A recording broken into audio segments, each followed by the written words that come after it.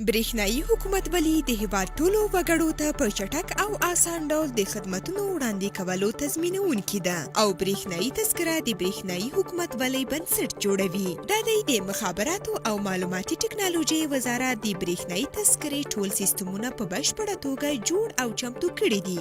برېښنايي تذکرې د کاغذي تذکرو ځای نیسي چې د ګوتې نښې، د سترګو عکس او ډیر نور اړین مشخصات پکې ثبت کیږي او د عامه خدمتونو په ساده کولو لکه پوهنې، روغتیا، پاسپورت، قبالې، کاري جواز، د موټر لیسانس، جواز سیر او داسې نورو عامه خدمتونو کې بنسټیز نقش لري. د برېښنايي تذکرو لرونکو ته نوره اړتیا نشته چې د سیاحتي او زیارتي سفرونو پر مهال د بهرنیو چارو وزارت تصدیق ترلاسه کړي، ځکه چې ټولې پروسې په الکترونیکي شکل بشپړیږي. د نوموړې تذکرې په لرلو سره ټول حقوقي مسایل په اسانه او چټکه توګه پر مخ ځي او مراحل طی کیږي او د مهمو اسنادو د جعل په مخنیوي کې مهم رول لري.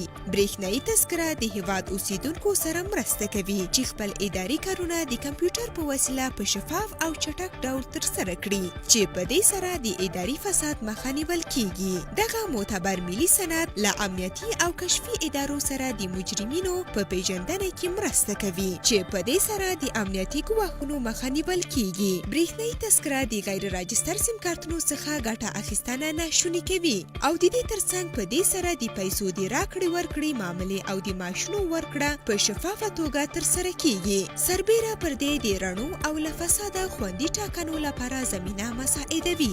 نو راځئ ټول له دغه ملي پروسې څخه ملاتړ وکړو او د برېښنايي حکومتولۍ دودولو لپاره زمینه برابره کړو.